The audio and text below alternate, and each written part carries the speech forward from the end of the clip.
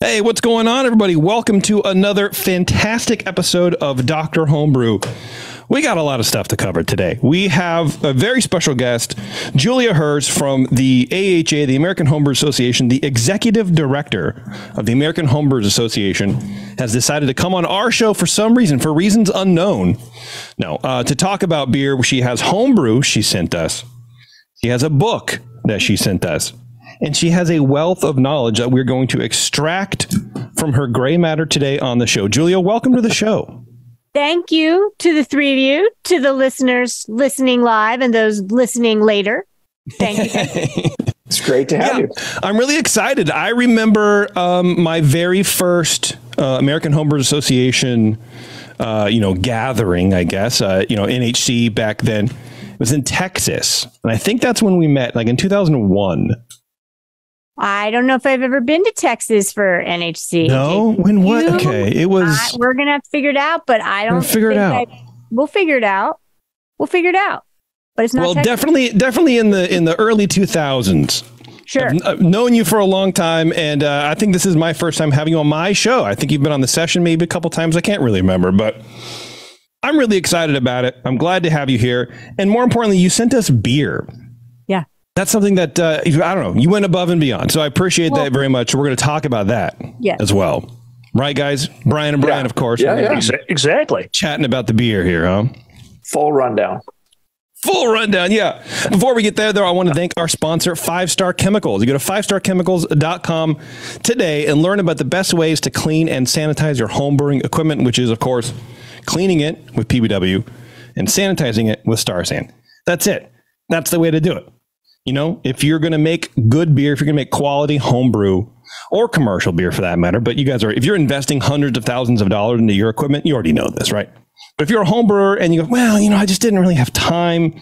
I'm just going to skip it. I didn't empty the spigot out. I didn't disassemble my ball valve. It'll be fine. Maybe it'll be fine once.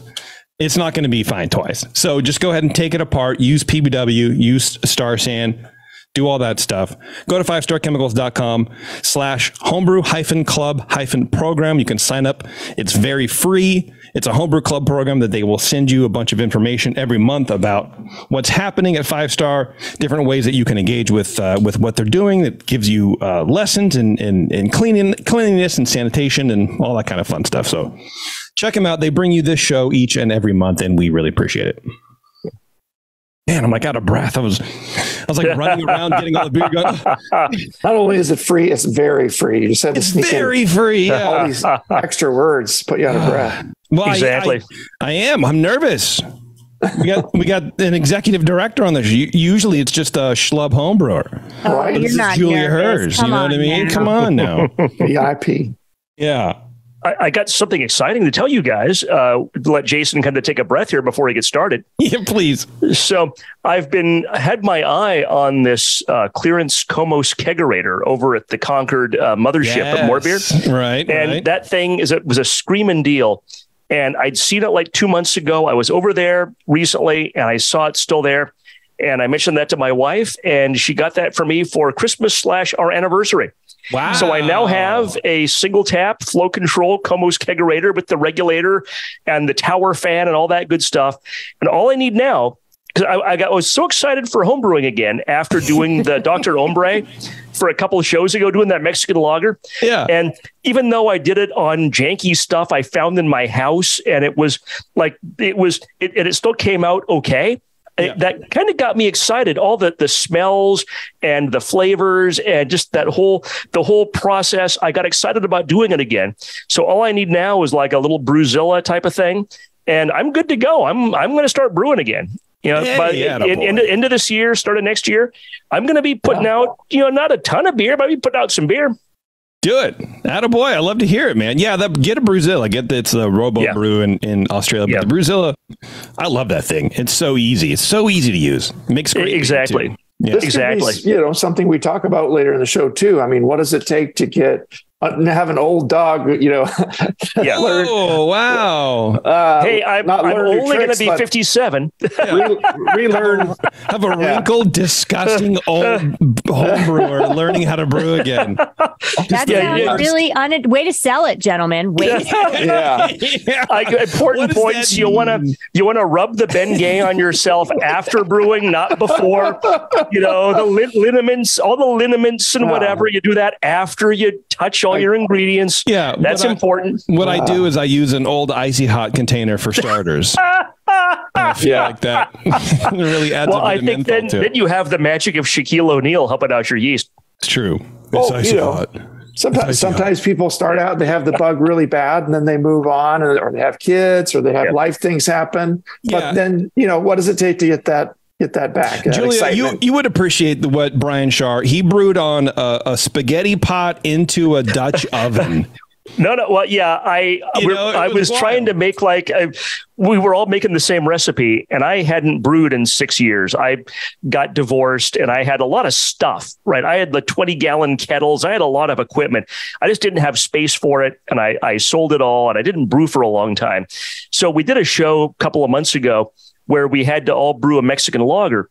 And I brewed just on stuff I had in the house. I had a spaghetti pot with that strainer. I put my grain in. I thought it was like a 2-gallon capacity. It wasn't. I sized my recipe for 2 gallons. I ended up pulling out my Dutch oven, sparging by putting that strainer in the Dutch oven and pouring some tap water over. It was just janky as hell, but I still made drinkable beer. And we did a show where I talked a lot about making not the best beer, but drinkable beer with just common household equipment. 1,000% love it. And that's the MacGyver in each of us being kind of tested. You don't have to have the advanced equipment. I brew stovetop these days, watching a movie or, football game. I brew on the patio with my 10-gallon gravity-fed, Cajun cooker system. And then I brew in the garage with an electric, more modern system. And every time you still can make great beer. If frankly, if you're getting quality ingredients and you have a trusted recipe and you get your water ratios and sterilization right, it's more about the brewer, people, than the equipment. Those are deep thoughts. It's true. So totally agree. Yeah. Agree. Test yourself. Yeah, I was surprised. So I'll tell you this: you'll have to laugh at this because it's sterilization. Thankfully, it didn't take long between packaging and these guys judging it.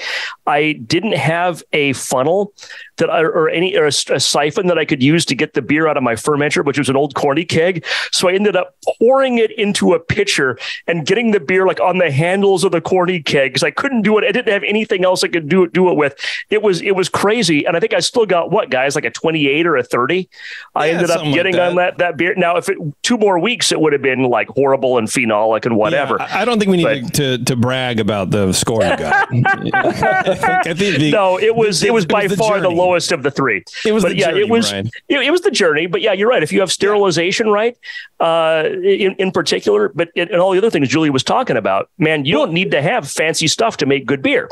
And that's why I love this show. And I was talking on the last show too, where, in my earlier days learning how to homebrew, it was very stressful. I put a lot of stress on myself because I'm like, okay, it has to be perfect. It has to be commercial drinkable, right? Commercial example. You have to give it to someone and they have to tell you, I would pay for this. I would, this is great.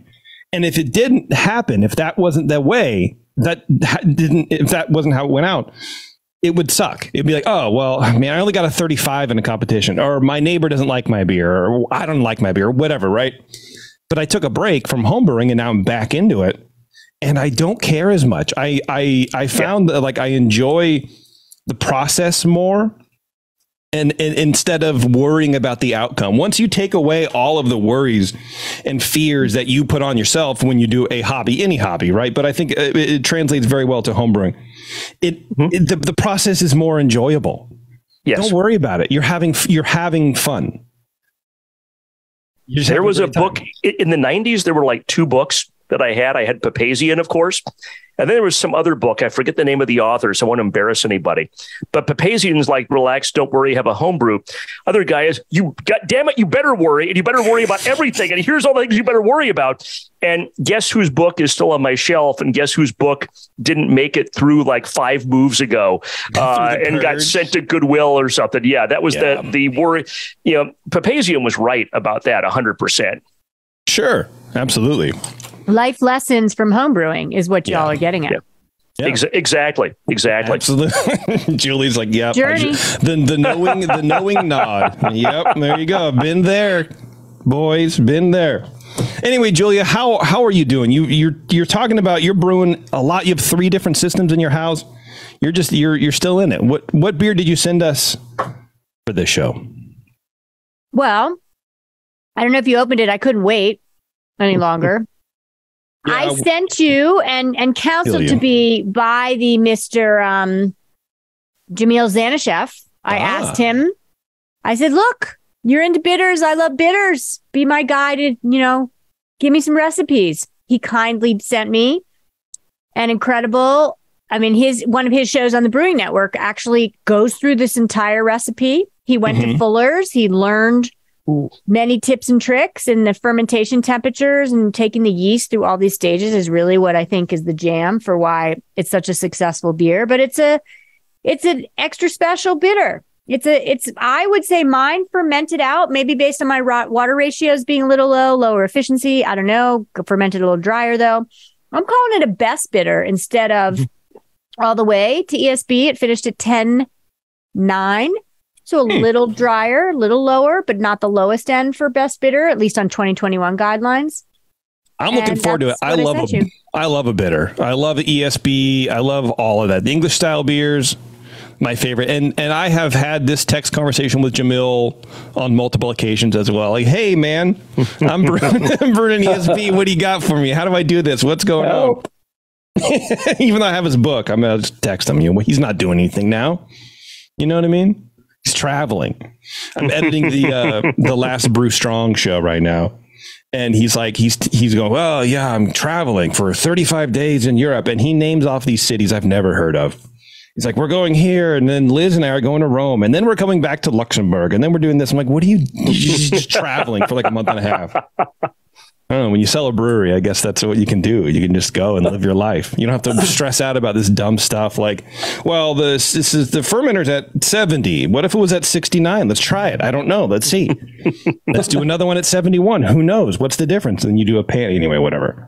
All right. So we got a best bitter from Julia. I'm excited about this. Cooper, you want to start us off? Sure.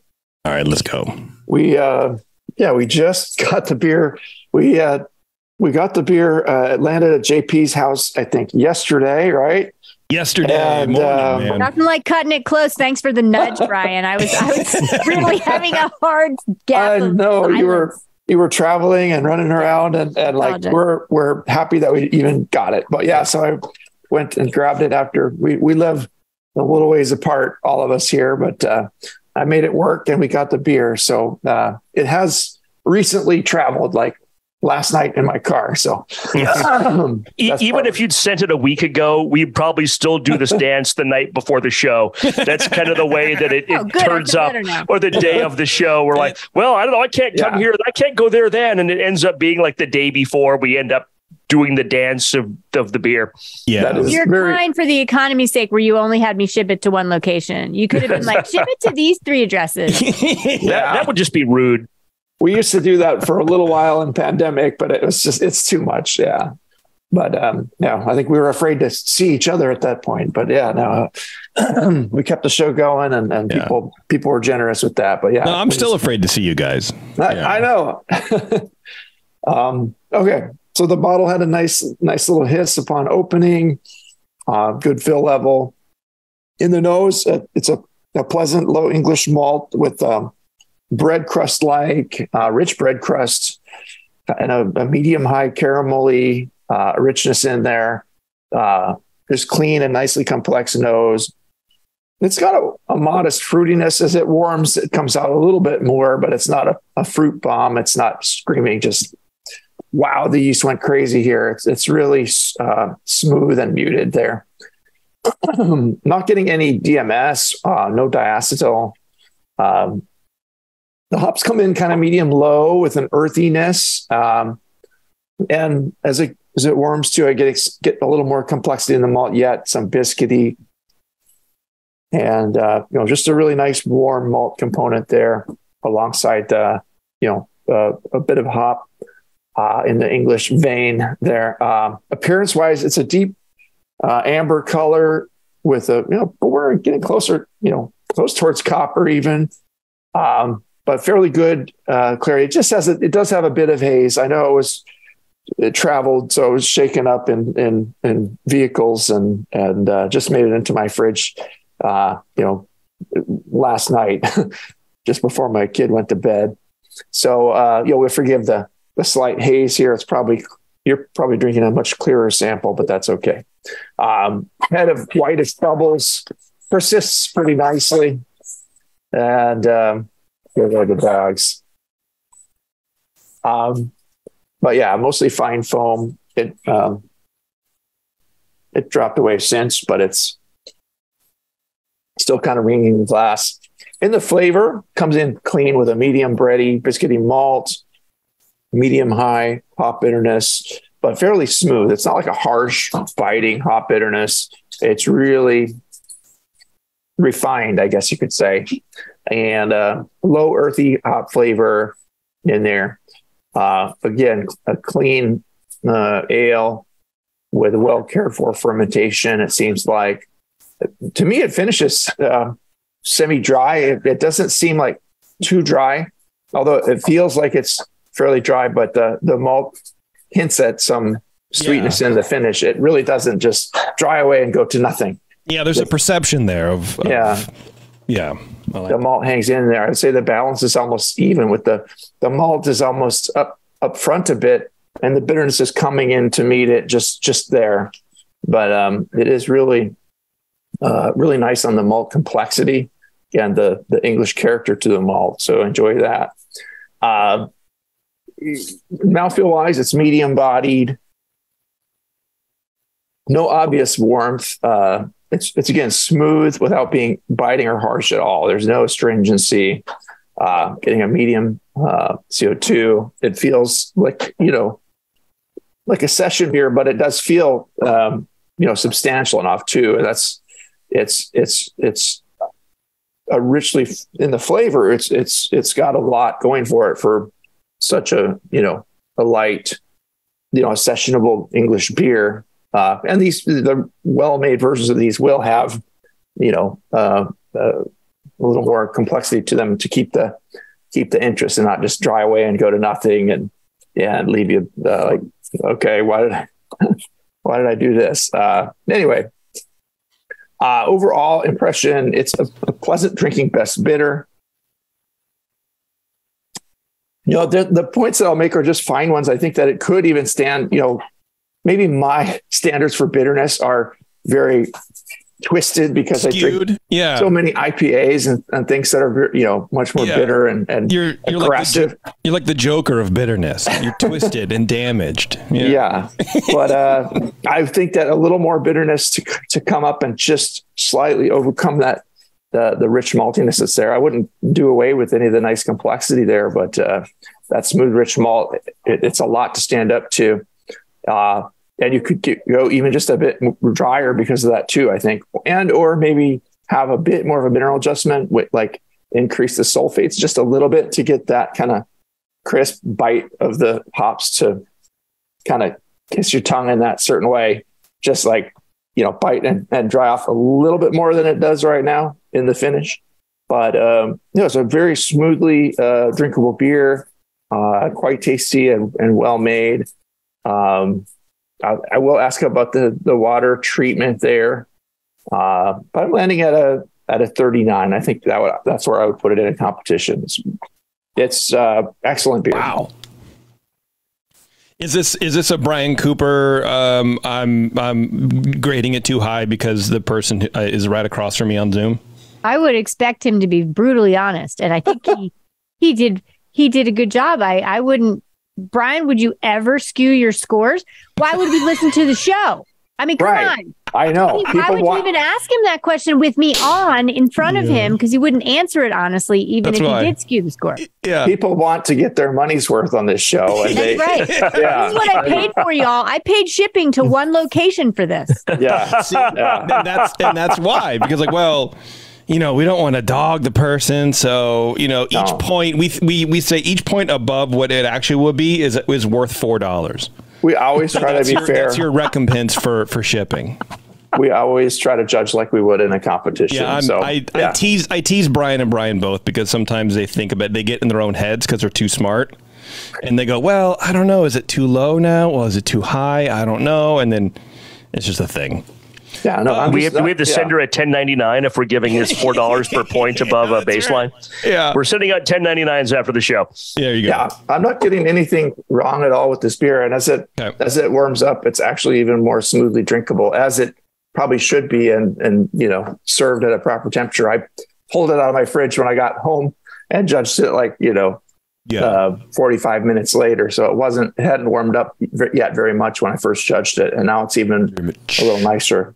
Cool. Could possibly even come up a point. It's getting prettier as you drink. Yeah, there you go.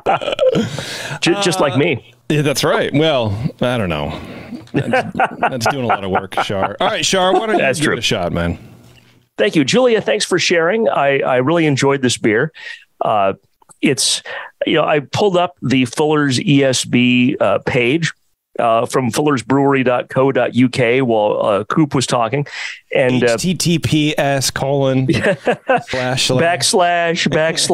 yes.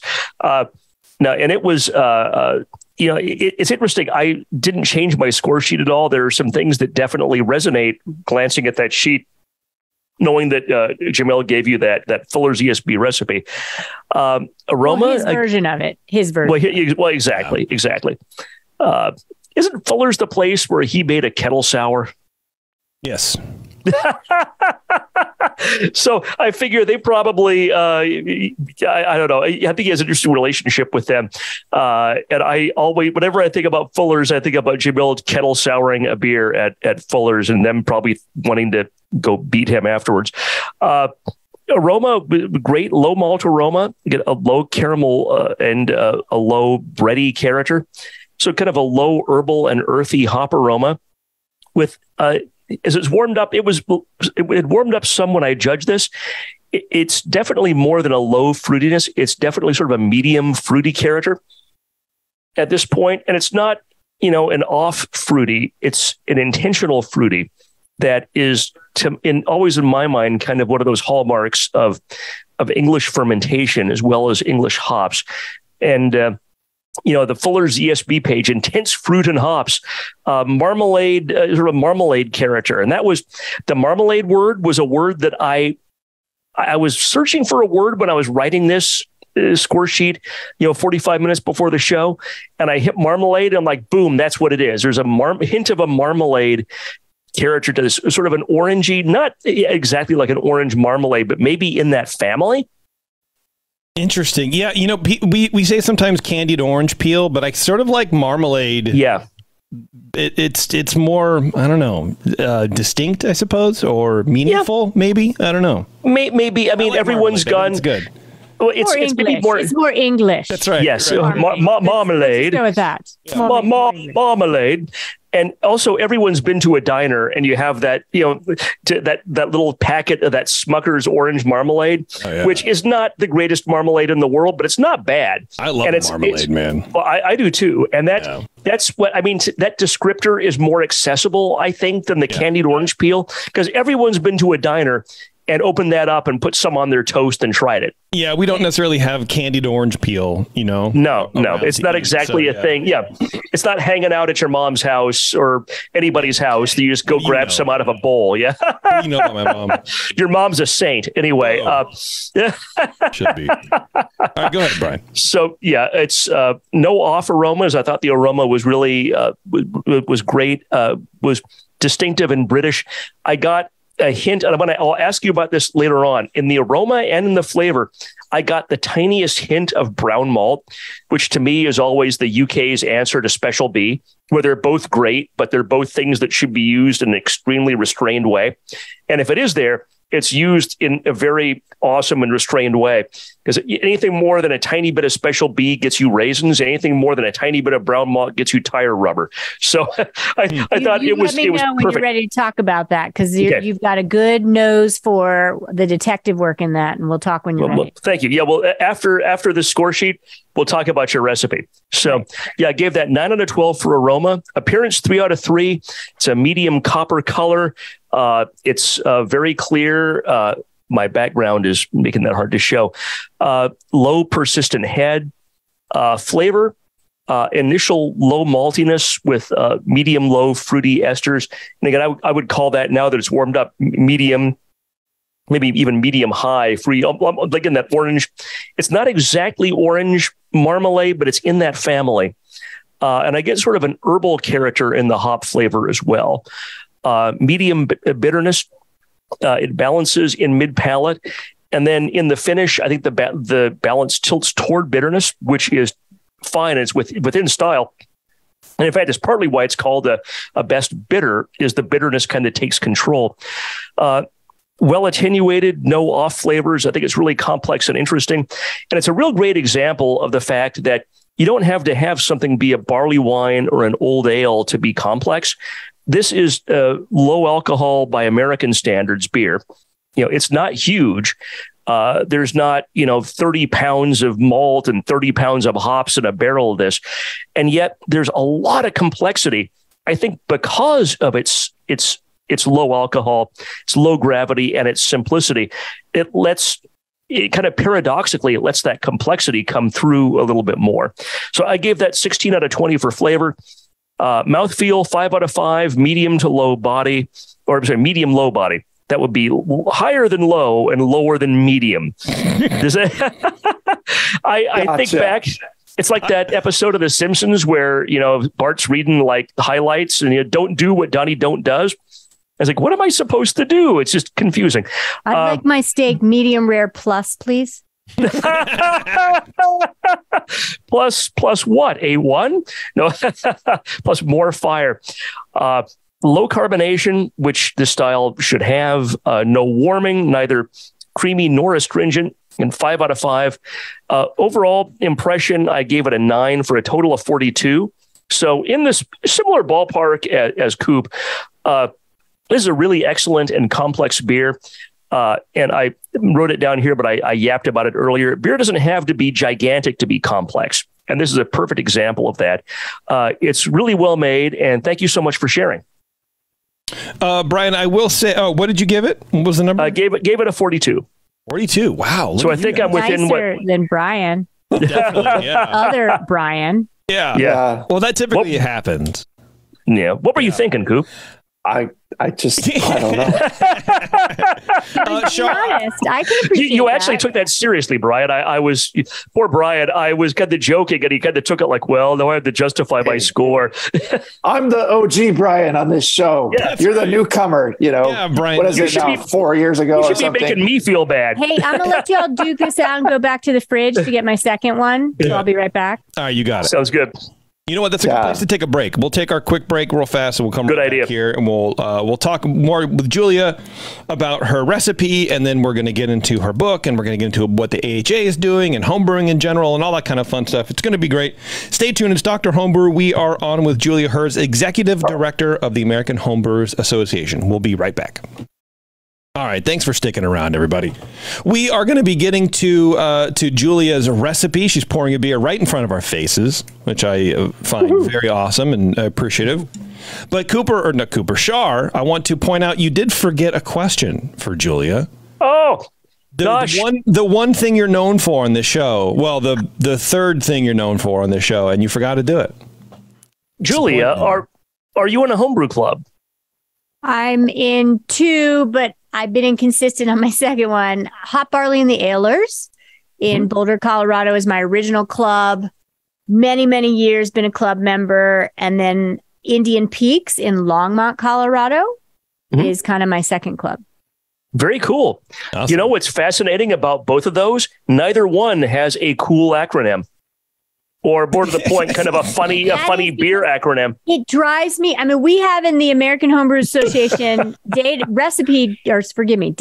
on our website, 2,000 plus homebrew clubs. We are the main destination. You want to know about homebrew clubs, any one of them for listings, go to homebrewersassociation.org. Yeah. And the acronyms just drive me batty. Like if somebody's putting in to our database their information for a club, please spell it out.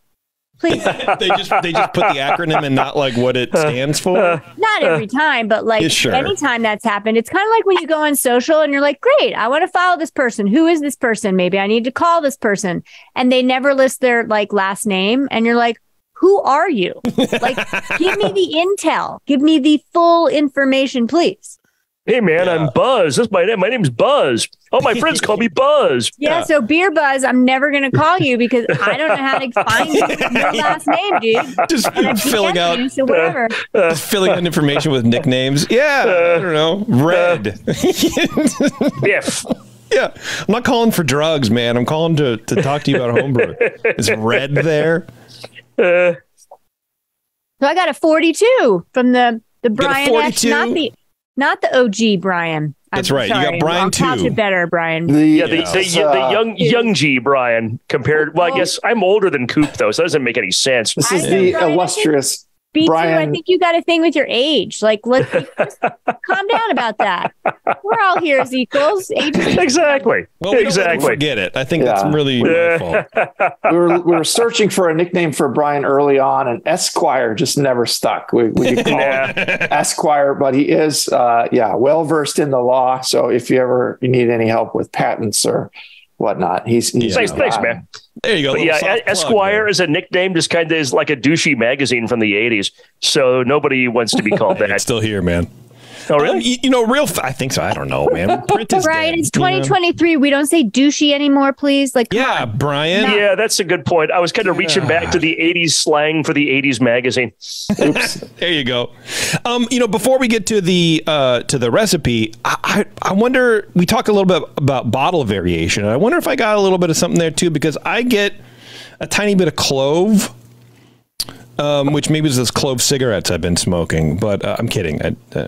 I'm not in art school anymore, guys. A little bit of clovey and like a little almost like an apple juice in the aroma. Interesting. But if you guys don't get that, then I'm just going to chalk it up as like bottle variation. And maybe I had an unclean bottle. I'm very thrifty. I'm famous for reusing bottles.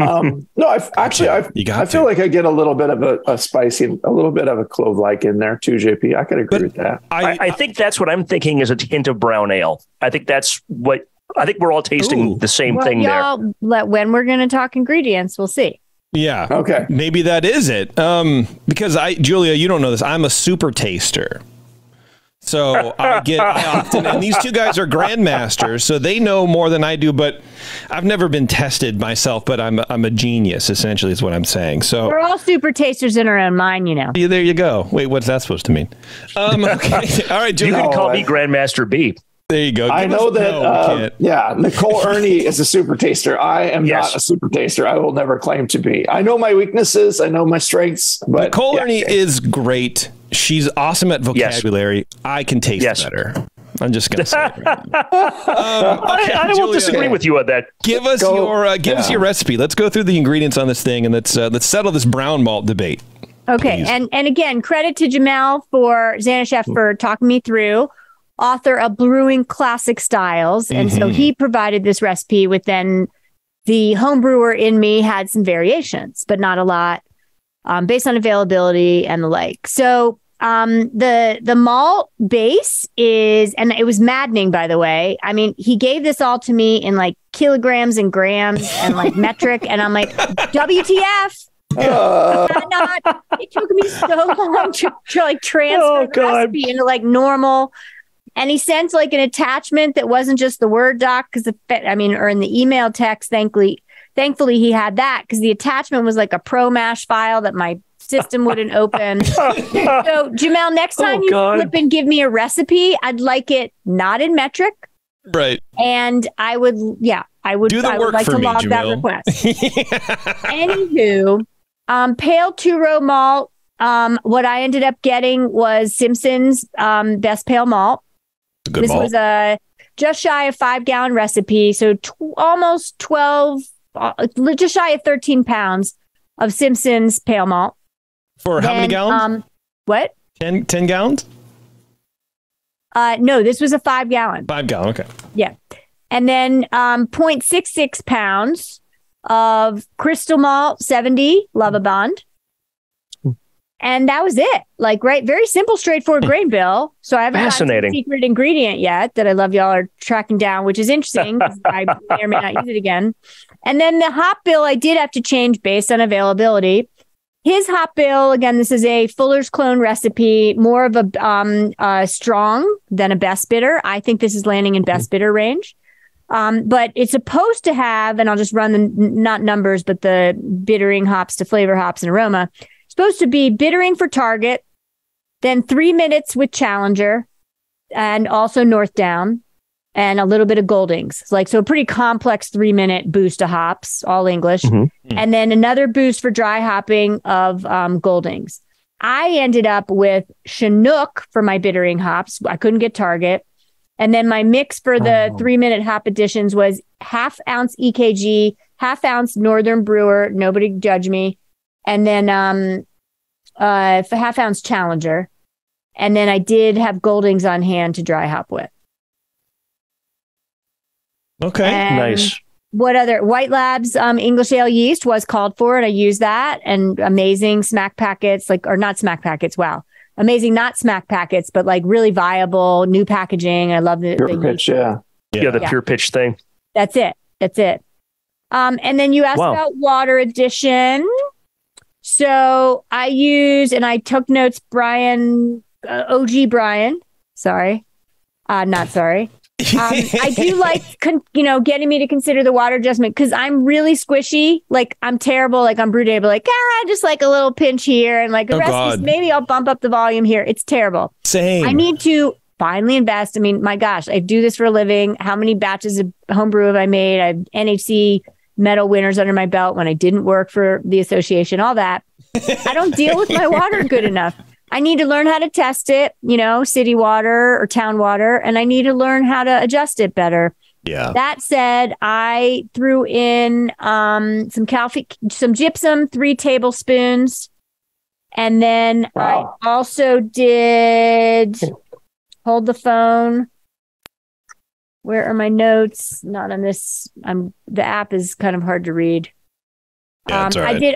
And then there was some clarity. I did a 1/2 tablet of Whirlflock. And those are my water additions. Well, pretty basic.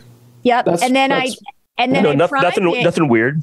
Cool. And then I primed it, and it's funny. I had bottle variation, so I'm ready to admit and easy to learn and admit my mistakes. So my first bottle, while y'all were talking and not pontificating, but tangibly giving me feedback and scoring my beer. Yeah, that rarely happens on this show, but yeah.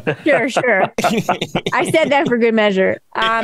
It was a little flat, right? And I'm listening to, Cooper talk and this and that. And I'm like, my carbonation levels are low. And then my newest bottle that I just poured, it's got a nice, robust collar of foam. Oh, yeah. And it's coming on stronger. So I might have done a poor job on priming day of actually ensuring that I didn't rush and that the sugar mixture that I made, mixed into my conical fermenter before I bottled. So I think that was an issue. But it's okay because the first bottle, my brain was more like cask ale. That's really what I want it to be like anyway. Brian, Cooper, you weren't thrown off by that. And so I don't think this beer is supposed to have a lot of snap of carbon dioxide anyway, but I do like the second bottle a little more. And plus that carbonation will volatilize out as we're talking and I'm drinking my pint. But so here's the kicker, and not OG Brian S. The priming agent was brown sugar. So I primed with brown sugar based on a classic homebrew move of having priming sugar in my house. And I was like, I don't want to, prime with like Coronado sugar or whatever. Like, I just wasn't in the mood. I'm like, oh, it's an English ale. What if the brown sugar gives it a little flavor? And I think it did based on what you're all getting. Yeah. But I agree. A little hint of molassesy flavor there. Yes. Like treacle almost, right? And treacle's a very English flavor. But then when Jason's talking, I'm like, shoot, it went to clove to him and a little bit more of like, I don't think that was bottle variation and apple cider. I think that was from the brown sugar, but maybe I'm wrong. Likely, yeah. Mine did seem more like your second bottle. That carbonation hung in there. It was a little snappier, but not over medium, kind of medium low to me. Then Brian, you got low carbonation, I heard. So yeah. And then I do want to finish with something, and then you all should do some more talking back to share your response. I just shared a not very complex grain bill, a little bit more complex hop schedule, right? But the recipe blew me away, and I was able to do this now with advanced, all-in-one electric system and controlled fermentation via app. Like, my goodness. The fermentation steps were wild. I started at 62 and over the course of 10 hours was told to bring it up to 68 Fahrenheit. Then for 4 days, I brought it back down to 62. Then for 2 days, I crashed it to 42. Then for 14 days, brought it back up to 50. What? And then for 7 days, fermented it at 32. And that schedule was recommended by Jamel. And my fermentation temperatures maybe are a little off based on what my app is showing me of what he recommended. But that's very close to what he was saying to do. And it's all about taking the yeast to a place. And that's why I think this thing is so smooth. To me, this is one of the more poetic, smooth, approachable, complex, sessionable beers that I personally ever brewed. And I would brew this again in a heartbeat.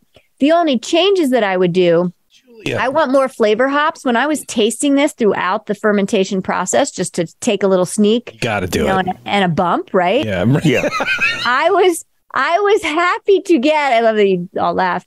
I was so happy to get flavor hops. The hops to me were so flavorful, and so whereas Brian wants me to bump up the bitterness, which I absolutely will pay attention to, just a touch bitter more for this bitter to be in style. I totally get it.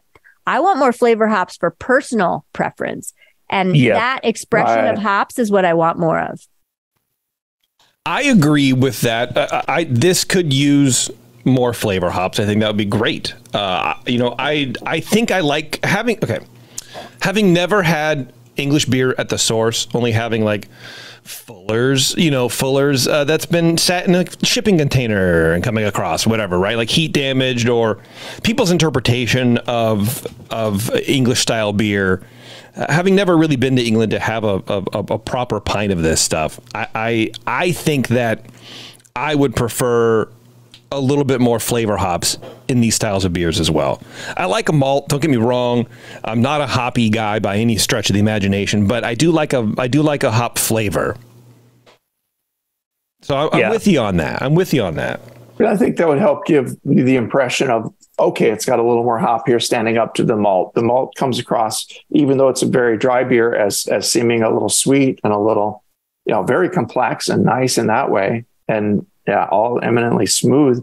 But I did want just a little more hop. And I think that a little more flavor hop would have a similar effect to me too. I don't want it to be a bitter bomb by any stretch out. You could bump that up a touch if you want, or just try the flavor change. What was your hop addition in the flavor, Julia? So 3-minute addition of a half-ounce EKG, a half-ounce Northern Brewer, a half-ounce Challenger, when it was technically supposed to be half-ounce of Challenger, North Down, and Goldings. What could you do there, guys?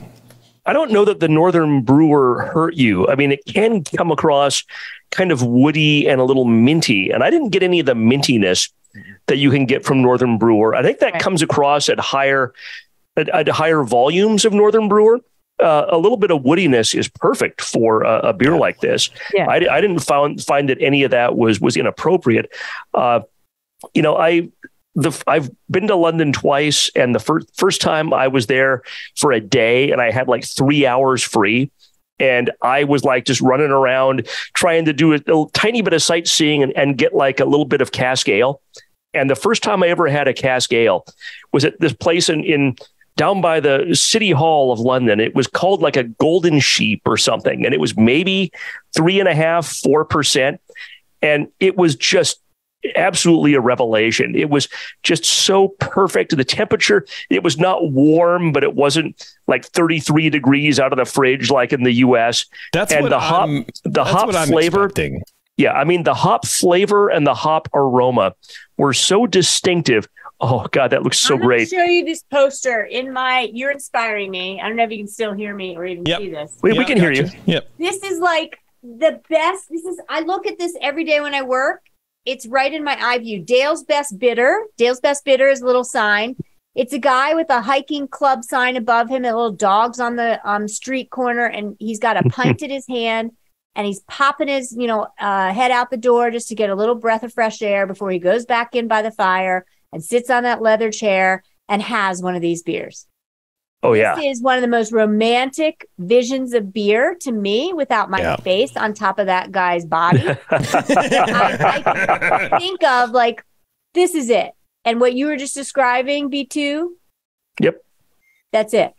My favorite part about Julia is that like she has a different nickname for Char every single time. And I totally get she's talking about me, but no, it's amazing how you can. The Americans love to emphasize hops by using a ton of hops, which is fine. There's nothing wrong with that. That's what we do. The British have spent centuries being able to just figure out how to get that incredible hop character in a 4% beer, a 3% beer, without having to put in, 5 pounds per barrel.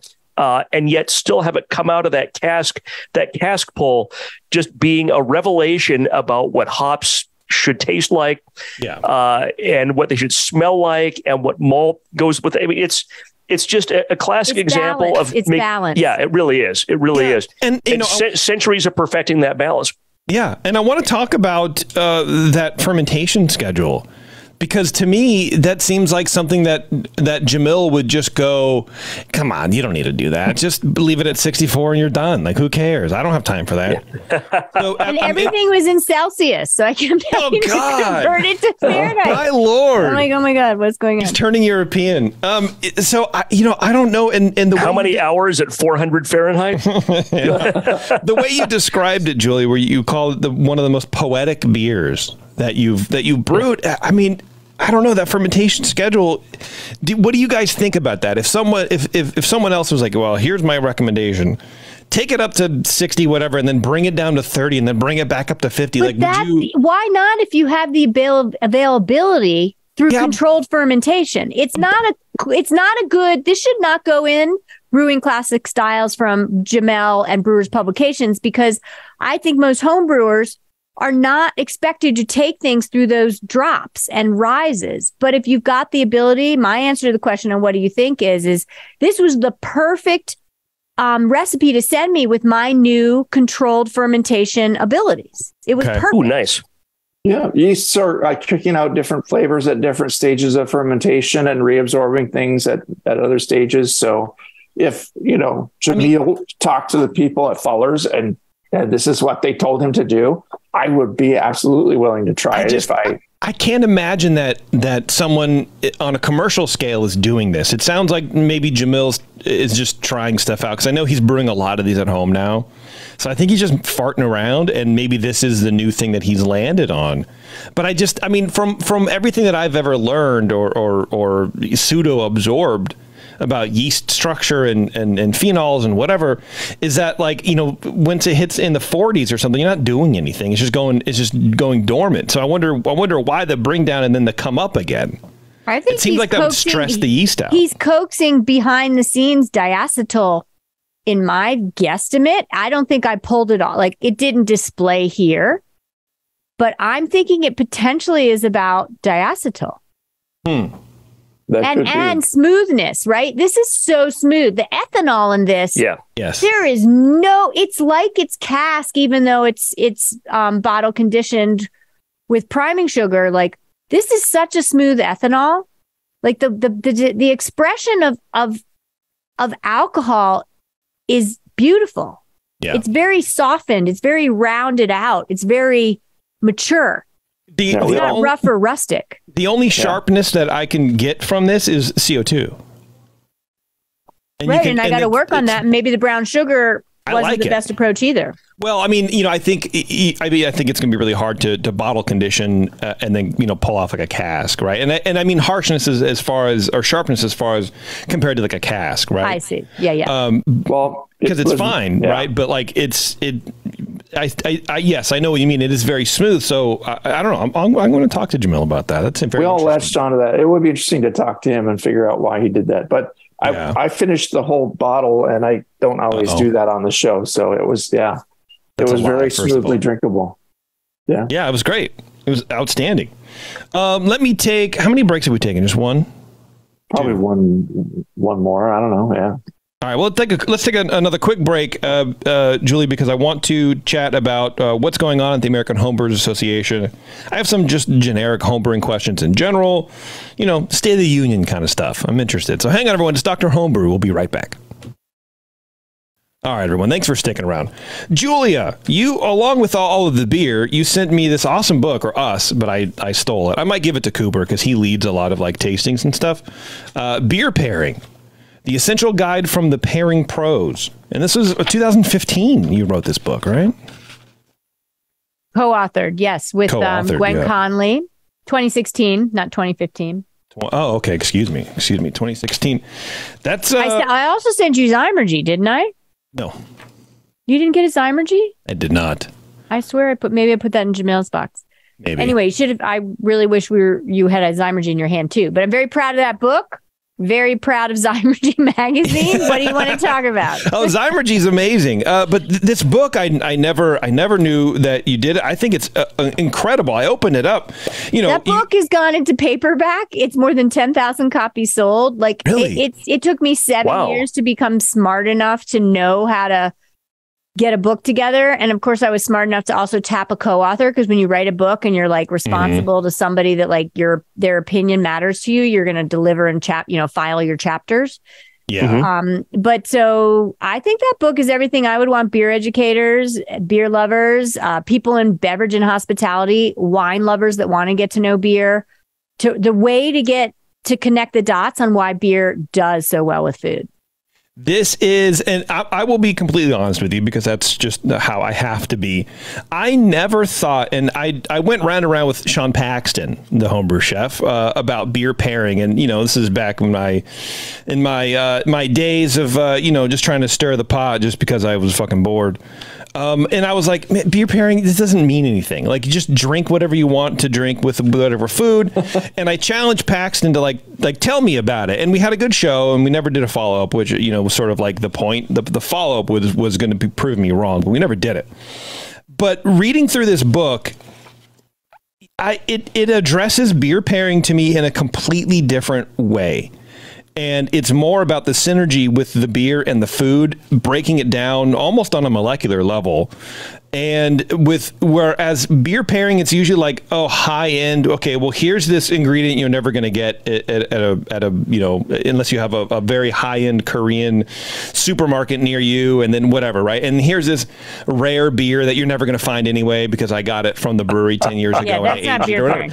And it's like that. Yeah. That to me is like, okay, this is pointless. I don't need a whole nother show. You got 2 minutes. Here's your 2 minutes on why beer pairing is so relevant. Give it to me. First of all, the majority of time that we are drinking beer, if it's a certain time of day or earlier, is with food, right? Most of the time, evening, not necessarily after dinner time. There is the sense of the mind to palate connection. And what we are looking for cerebrally, if you are living one step above or many steps above survival, where you're not just eating food for calories and you're not just drinking, beverage and beer for, thirst quenching and sustenance, but you are doing it for gastronomic enjoyment, then that's beer pairing. And the point is, the more you learn about that mind, how to describe what the palate is factually perceiving, because the mind's the one that gossips, like the high school kid in the corner at the school gym during the dance. Yeah. You start to dial in the factual perception. It's just like judging beer. I'm a BJCP certified judge, advanced Cicerone, and we are instruments for what we perceive. So if we're going to talk about what beverage does with food, you want, and this is the easy steps, so people can communicate with each other, you want to tell yourself or to others, is it a home run? Is it middle of the road? Or is it a train wreck? Home run, 1 + 1 = 5. Beer makes the food better. Food makes the beer better. They become something new and different. That's maybe 1 in 20 pairings that I'm presented. Middle of the road, they don't take away from each other. They certainly support each other in quenching thirst, scrubbing the tongue for the next bite. Maybe there's a little bit of echoes, synergy, and bridges, but it's nothing to write home about, and it's not a home run. And then train wreck is like you can describe like a negative palate experience. Ooh, the capsaicin heat from that spicy salami really clashed with my, English best bitter, and I could probably tell you why. But like that is negative. And so that's a teaching moment. And the point is that wine does not own the block on pairing. Wine taught us salty foods, right? Fatty foods are balanced by acidity. And then there are some echoes and synergy by the flavor profile, the more one-dimensional flavor profile of fermented grape.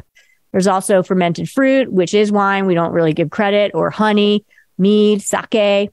But the point is that beer has so much prowess because if you take grilled, roasted, and smoked meats and those temperature changes as opposed to poached and boiling, you get Maillard reaction, you get melanoidin advancement. And then you think about kilned and roasted malts. Kilned and roasted malts is that same temperature strata of grilled, roasted, and smoked meats based on how much temperature has been applied to the barley or the grain that's being converted. And that's where you get your echoes, your links and hooks, and those words I keep bringing up. And so there's synergy. There's so much simpatico synergy, Randy Moser will use that term, and harmony when you pair the right beer with the right food. Wow. Cool. Well, there you go. That's really interesting. Yeah, I was thinking about it today. What would be great is to do a bad beer tasting. That's teaching moment, right? Yeah. Tell me why. Why is it bad? Exactly. And this is the argument I would have with Paxton. Again, trying to be bombastic for listeners, but it was still kind of true because I wonder about it. It's like, show me. I need to know what is wrong to believe that what you're saying is right sometimes. And with this, I need that. Like, I need to know what is the worst. What are the worst two things you can put together to pair with beer? You know what I mean? Like you said, give me the train wreck. Yeah, well, beer is so much better with like Brussels sprouts and asparagus. Where wine, if we were to do that, I want wine in the mix and maybe a spirit like a bourbon or something. It's so fun to do all three, and there's more to do. And I mean, there are chemical reasons. We write about them in the book. And we write about the negative coaxing of, oxidative qualities going to metallic when you pair things like IPA and salmon. And the omega acids, qualities going to metallic. Okay. The omega acids and the oils go rancid. And like, there's so many cool things. Dude, I love this. And like, you flip through that book and we started to chase down just some of them. And the reason I wanted that book on the map is because I was studying for master. I've sat for master multiple times, probably will never pass based on learning challenges. And the deal is that I called Ray, one of my mentors, Ray Daniels, who started the Cicerone program. Frankly, my predecessor at one of my roles at the Brewers Association. I'm all in on Cicerone, Ray. I've been testing since you started it. Beer and food, it's too squishy. You're giving us this 19-page syllabus, Ray, and we've got these bullets, and you talk about beer and food. Where can you point me to study so I can prepare for this book?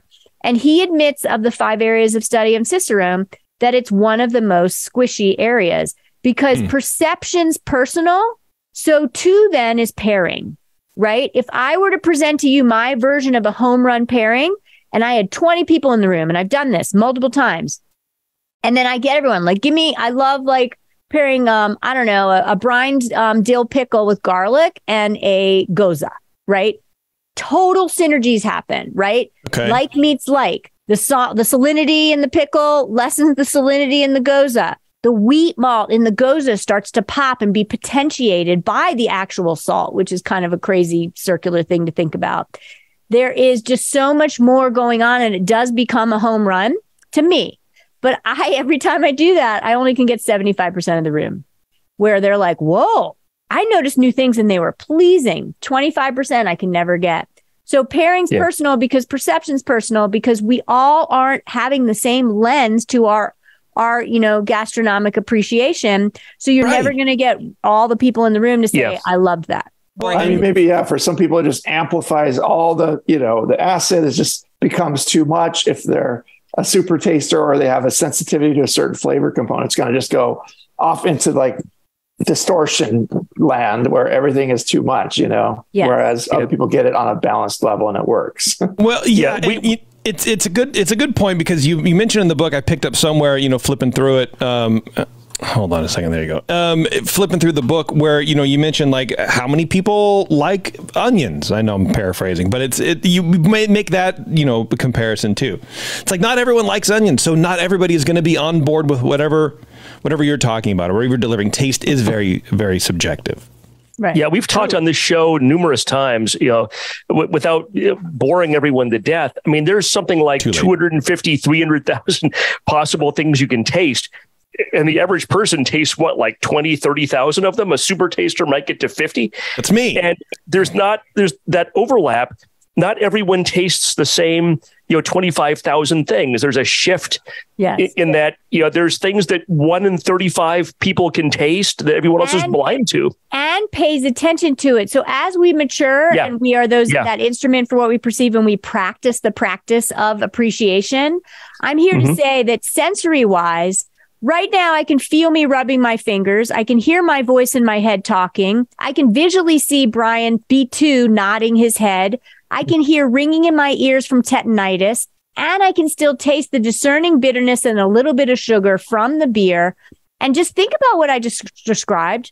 That is one movie going on. That's not one moment in time. And this is another Randy Mosierism, where everything that we perceive, if we try to dial into that one moment and judge it like a beer, you have to think about beginning taste, mid taste, aftertaste. It is not just one sip, because that one sip is that movie. And so what you just described, B2, is it's even more than that. It goes deeper. It's not that just some people genetically perceive a certain amount based on the spectrum of possibilities. It's mentally that palate to mind connection. Back to that is how much are we dialed in based on the noise of the day, the tiredness of the day, the noise of the room, all of that. And so as we mature and start to say, I'm going to really think about what I'm drinking and eating and give it that moment's due, we are tasting more. We are perceiving more. It's blocked in us sometimes. And when you dial in, you are actually perceiving more than you would on a different day when you're not as dialed in. I bet you're really good at like mindfulness meditation. I try. Because just like listening it's really hard for me to sit still. It really same. And working with my therapist, it's very much like, trying to get rid of anxiety and stuff like that.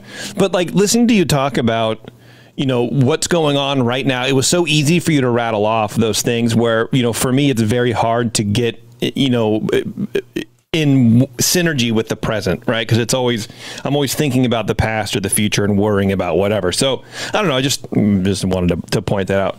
Yeah. In your book, you have a section here that I thought sort of paralleled or at least was a very applicable to the show, conscious smelling.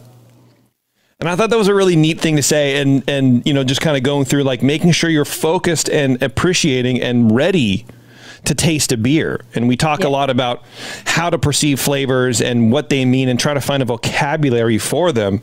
But I think that phrase conscious smelling really, really showcases that. It says what you're supposed to be doing without a lot of words. Yeah. I thought that was neat. It's even the bigger picture concept is conscious appreciation, right? Let's appreciate and be conscious about it. And then that's what creates shows like this, right? You all set aside the time, you get the beer, You judge it. You give that feedback. And like 10, 15 minutes in, when the third person, one of you of the three, is saying your lens to that beer, we've all now dialed into that beer even more because we're a collective. So we're not just one palate on the show right now, we're four. And so from getting everyone's perspective, we're much more conscious. And just at least when you individually do it, you're much better off. And then when you listen to others while you're consciously appreciating too, it's exponential. It's part of what makes beer judging fun. When you got into it, when we first did our first study group, and you're talking to other people about the same beer, and people are throwing out really good descriptors for it. It's like, oh, this one, I get soy sauce. And I'd never heard of someone talk about soy sauce in a beer. I was like, oh, you're right. That is, and it added a new descriptor to my vocabulary, and putting things together like that language to what you're getting in the flavor sense. And describing the beer it's a hard thing because there's two different, not disconnected, but two very far apart parts in your brain. I love what you just said, and I'll say the value of this show is we are very interested in what we've helped create. So if I brewed a beer and I'm going to get an audience of 3 and then others that might benefit from it, you have so hooked me. So my point in what I get to do, American Homebrewers Association, 30,000 plus members, been around since 1978. I've been your executive director. If you're a member, if you're not, please be one. Less than $50 a year, easy peasy. It pays for itself. The reason we brew is because we are going to learn so much more. And when people talk to me about my beer, nothing can distract me. I am all in on that conversation. Nice. I like that. That's where it's at.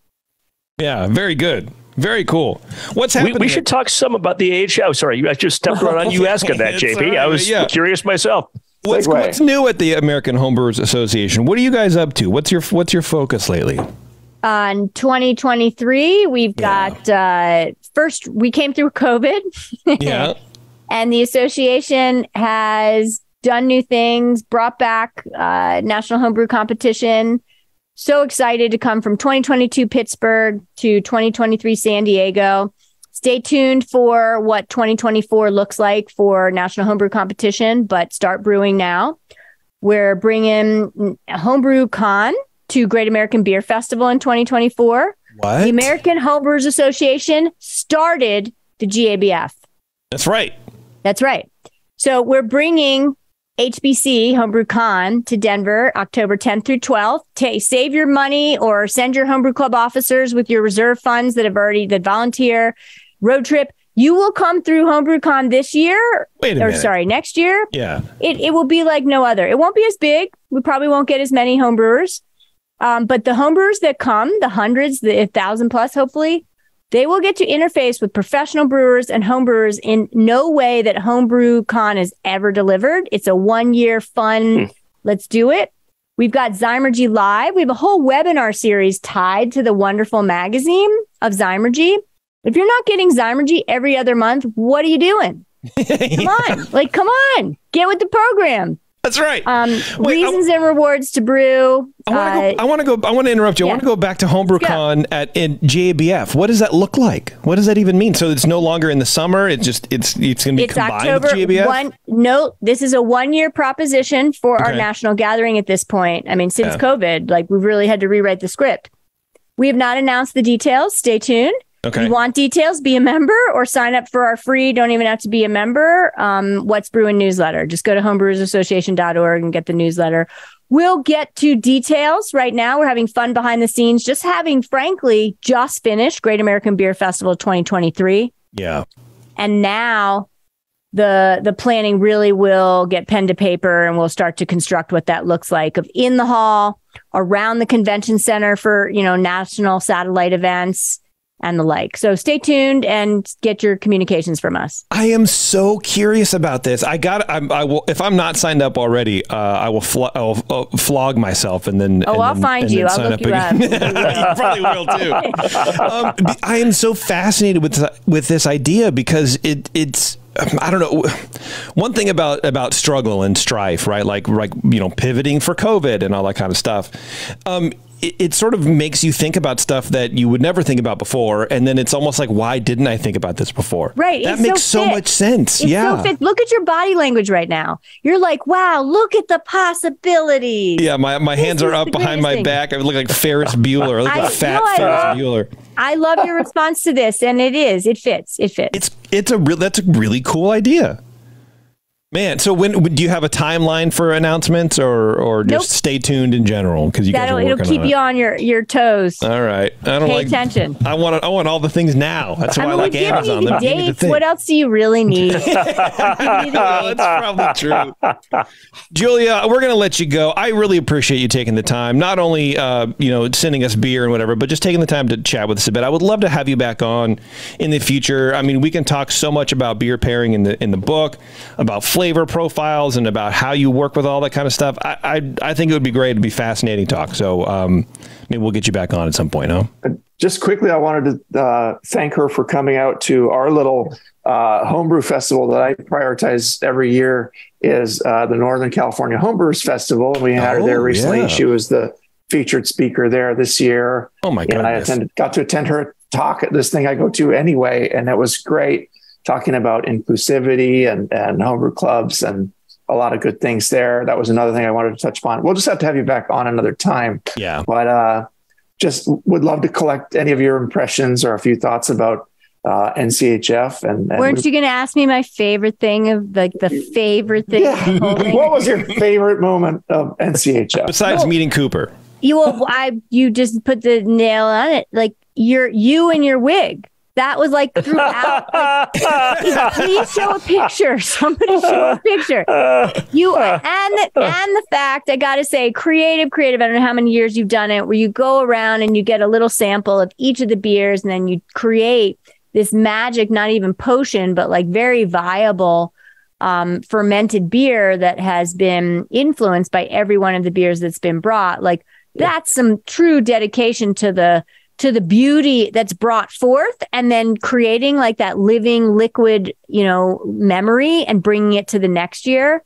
So Brian, my favorite piece of it all was your engagement and how much you took it to a whole nother level. Wow, look at you. Beauty Brian. And the weirdness. Very of cool. Everyone's beer together and bringing it back to them. Yeah. We finally found someone who appreciates you, Brian. It's kind of that weird combination of that mad Zymergist science and that hippie, let's all come together and make a beer together, man, out of a little bit of everybody's. And I always love that combination, that kind of yin and yang of the science and let's just all be together and we'll make a beer like one, man. It is classic Cooper. You've been doing that forever. Yeah. We need to taste some of that. It really is. Show. Bottle some up. That's a great idea. Big picture. Hold it up to the camera a little better. You can't really see it, but you know what?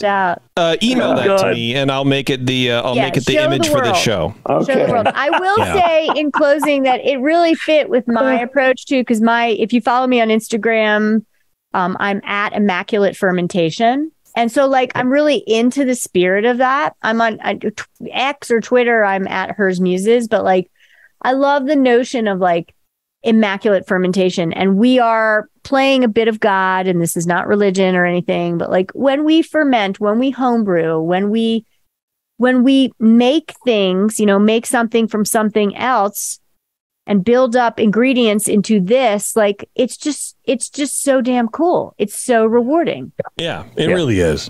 It really is. Earlier on in the show, people were talking on Facebook in the chat about using lacto for sourdough starters and stuff like that. And it's wild, how homebrewing in general, and I think the technology that has advanced homebrewing allows people to do these other fun projects too, like sourdough. I got really into sourdough. The boys at Yazoo Brewing made a sourdough starter from their sour beer, and that's what I use now. I'm like, I've always wanted to do sourdough, so I did it, and it's awesome sourdough starter. And I've been using it for a couple years now, and it's very fruity. It's very, very interesting, and I don't know. It's just a lot of fun. I don't think I would be into it if I wasn't homebrewing. I totally agree. And we've taken AHA, I know we're closing out, but American Homebrewers Association, we are now leaning in, and we have been for several years, fermented foods, other fermented beverages. We're a great resource for that. because basically homebrewers already have a lot of the equipment, ingredients, and know-how and ingenuity. Yeah. And so we are a source now to take people to those brine pickles, make a fermented hot sauce. Let's teach you how to do kimchi and the like. Yeah. Kimchi is great. Yeah. And Julia, you were saying before the show that you have a podcast out. Where do we listen to that? What's the name of that? Sense of Beer Style. Jeremy Storton from Good Beer Matters and I have been doing it for a little over a year. We literally take every 2021 BJCP style, Beer Judge Certification Program style, and make it a show. So it's a different twist than what you all are doing. We're not judging a beer as we do it. We talk our way through the style guidelines, basically starting with overall impression to appearance to aroma, etc. We also add pairing and serving temperature and glassware to it. Oh, man. And each show, senseofbeerstyle.com, you can watch it on YouTube or get it on any platform, iTunes, Spotify, whatever, is devoted to one of the BJCP style guidelines. That sounds great. And glassware has been a touching off point on this show for a while, too. Yeah, so we want to do a whole show about that sometime, I think. Yeah, that'd be great. We've discovered just judging homebrew on this show just by accident that it's like magic. And you can pour the same beer from the same bottle in the 2 or 3 different vessels, and it will taste almost totally different sometimes. Yeah. And it's voodoo that none of us can explain. And we should have you on to talk about that and have you on to talk about diversity and inclusion in homebrewing. And we should schedule like 4 more shows with you. That's right. Right now, we're going to do it open source. Yeah, I tell you, my favorite way to drink sour beer is like the 10-ounce sort of mini shaker glass. I don't like a tulip glass because it's the sort of shaker glass is more tart. There's more sourness that comes through. I don't know. That's always my thing. Anyway. I'll also say when you all get to the glass thing, molecular structure and the porosity of glass varies too. So it's not just shape, it's the actual physical structure of the glass. And that matters as well. Okay. And it's fun. So we got to do that. We'll do that. With different glasses. Yeah. That's a great point because that's a thing that I always like to talk about with regard to people talk about like plastic versus glass carboys. And the old homily was always, plastic can scratch and bacteria will get in the scratches. No, bacteria will get in the porosity of the plastic. A scratch in plastic you could touch or feel is like the Grand Canyon to you or me. I mean, it's irrelevant to you're going to wash that stuff out, but the porosity of the plastic is really important. And it never occurred to me. I just was glass. When you said that, I was kind of processing, and then you're exactly right. I mean, the surface finish, like any material, the surface finish can be different. It might feel the same to your finger, but your finger's not picking up micron size variations or like you're a super feeler. Yeah. Exactly. Yeah. It's not you're not picking up like what are the molecules? What's the end atom on that molecule chain that's on the inside of the glass that's going to grab onto something in the beer. Wow. You're blowing my mind, Julia. You're giving me a lot more stuff to think about glassware than I had ever thought about before. And now I'm going to go down that rabbit hole. And I thank you for that. I love it. B2, you go. That's why I always wear a hat, Brian, Julia. I really appreciate that. In case someone blows my mind, I can catch it in my hat. Cooper, I should be taking your example, man. Yeah, Cooper. If someone wants to be on this show, how do they do that? Well, they would email Brian at thebrewingnetwork.com. That's Brian with an I. And that refers to B1 or the OG Brian. But and now forevermore, the other Brian is I got it wrong. B2. It's B2. That's right. Yeah. It's okay. Yeah. B2D2. JP just calls me. But yeah. There you go. Brian at thebrewingnetwork.com. Let us know what you're going to send us, what you want to get out of it. And we'll take your beer and taste it on the show, just like we did Julia's. And we'll judge it just as fairly. Whether you're, Joe Schmo just starting to homebrew or somebody who's been doing it for decades and wants to dial in that perfect English bitter or whatever you have. That's right. Julia Herz, Executive Director of the American Homebrewers Association. Thank you very much again for coming on the show. I appreciate it. And everyone, until next time, we will see you later.